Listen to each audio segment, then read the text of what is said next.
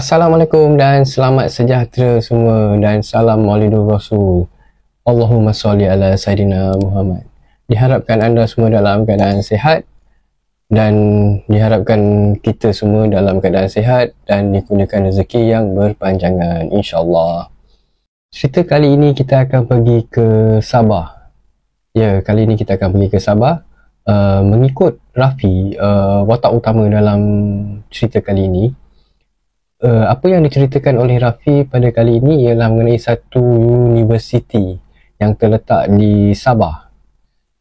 Di Sabah ni ada satu universiti yang pelajar-pelajar dia dihantui oleh satu makhluk atau entiti yang bernama Melati. Dia bukan yang putih-putih melati, merah-merah delima. Bukan yang tu. Yang tu lagu, yang tu ST12. Yang ini pelajar yang bernama Melati dikabarkan telah mengakhiri hidupnya yang agak tragis sebenarnya. Yang kejadian ini berlaku pada tahun 80-an, di hujung tahun 80-an. Jom kita ikuti cerita si Rafi ni. Apa yang sebenarnya yang terjadi dekat Melati ni. Bismillahirrahmanirrahim.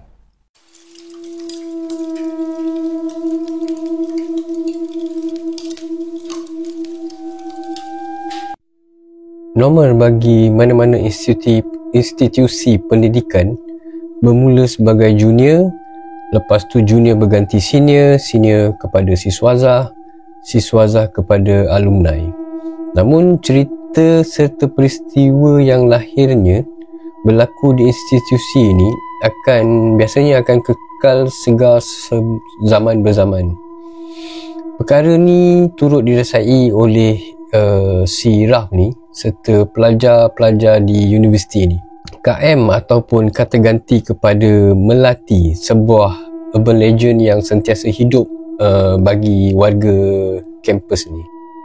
Menurut kisah turun-temurun dari senior Raf ni, pada akhir 80-an terdapat seorang pelajar wanita bernama Melati yang pada ketika itu berusia 20 tahun. Kejelitaan Melati ni tiada tolok bandingnya. Ramai pelajar lelaki jatuh hati dekat Melati ni. Kira Melati ni macam hot chicks lah pada zaman dia tu kan, zaman 80-an tu kan. Kira ramai lelaki suka dekat Melati ni. Sampailah pada akhirnya dia bercinta dengan seorang lelaki atas dasar suka sama suka. Nak dijadikan cerita, pada satu malam diorang ni terlanjur. Kegelisahan tu bertambah apabila Melati ni disahkan hamil pula selang beberapa waktu berikutnya.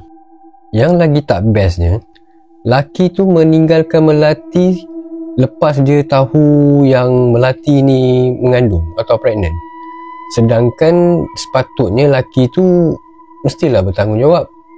Tapi laki tu memilih untuk meninggalkan Melati seorang diri. Kita sebagai lelaki ni diharapkan jauhlah daripada perangai boyfriend si Melati ni. Amin. Tinggallah Melati ni meratapi cacah merba kehidupan dia seorang diri. Merintih penuh sedih, gerun, takut dengan bayang-bayang dia.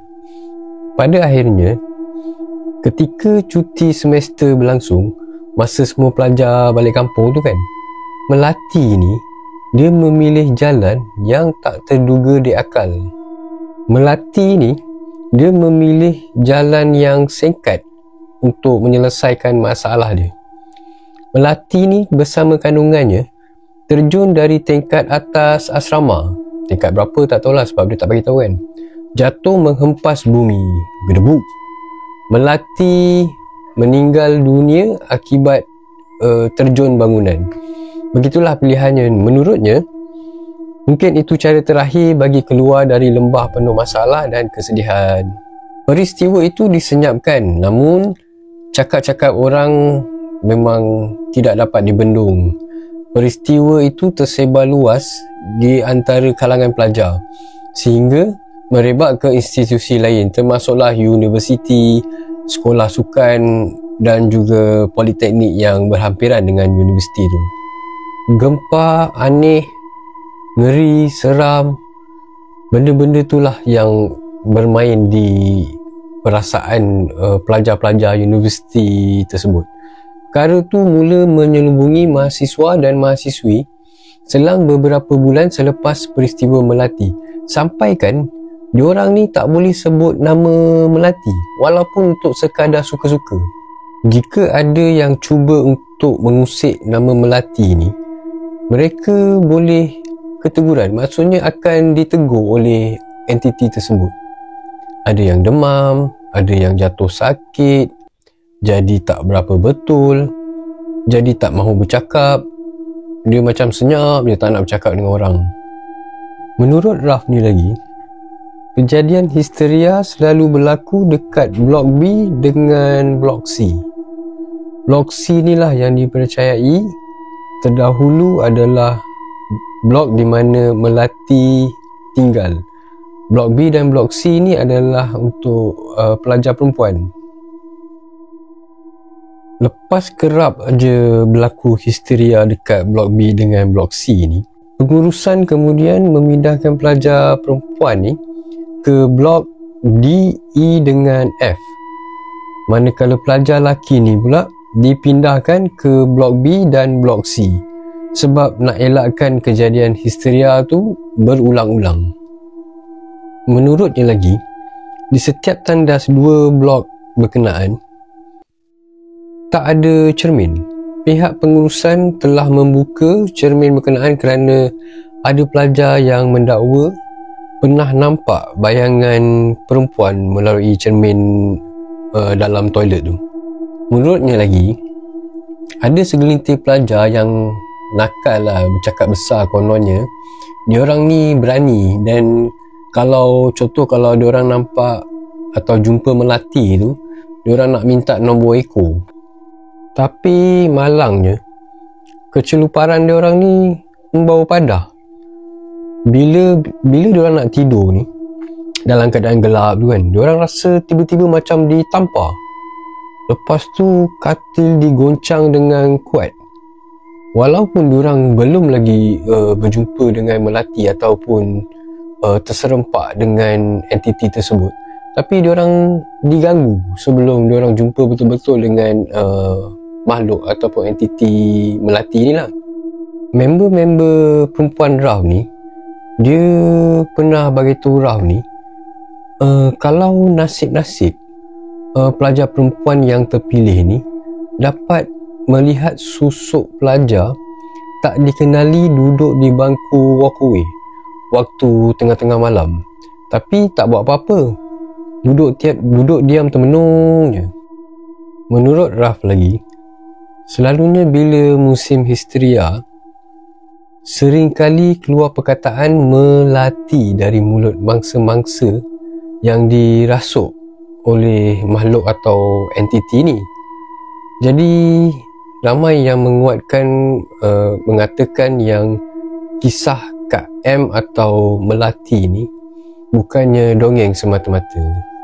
Lepas beberapa ketika peristiwa Kak M atau Melati ni, lepas histeria demi histeria ataupun kekacauan demi kekacauan banyak berlaku di Blok B dan C tu, bangunan asrama tu dikosongkan. Semua pelajar dipindahkan oleh management atau pihak pengurusan. Alasannya atas faktor muka bumi. Sehinggalah ke hari ini, struktur bangunan tu masih utuh meski terlihat sangat usang sebab tak berpenghuni. Ada juga pelajar lelaki ni cuba-cuba menjenguk keadaan bilik Kak M ni atau Melati di bangunan usang tersebut, tapi semuanya tak berakhir dengan baik. Lepas dia orang cuba buat aktiviti tu, balik tu confirm ada yang demam lepas dia orang pergi tengok atau cuba lihat bilik Kak M atau Melati ni. Tidak pasti sejauh mana urban legend Kak M atau Melati ni, jika pun benar, dah lebih 30 tahun peristiwa ni telah berlaku, tetapi kekal menghantui siswa dan siswi dan seluruh kebanyakannya warga kampus hingga ke hari ini. Tanyalah pelajar, siswa atau siswi sama ada di universiti ataupun di college, pernah tak diorang dengar tentang cerita Melati ni? Sampaikan kisahnya difilmkan pada tahun 2017 kalau tak silap, yang bertajuk Dom Melati. Korang boleh tengok kalau nak tengok berkenaan cerita Melati ni. Sekian saja cerita pada kali ini. Benar atau tidak, wallahu alam. Anggaplah ia sebagai hiburan. Sehingga kita berjumpa lagi di cerita yang akan datang. Sekiranya penyampaian saya kurang baik, saya minta maaf. Sehingga berjumpa lagi. Assalamualaikum. Bye-bye.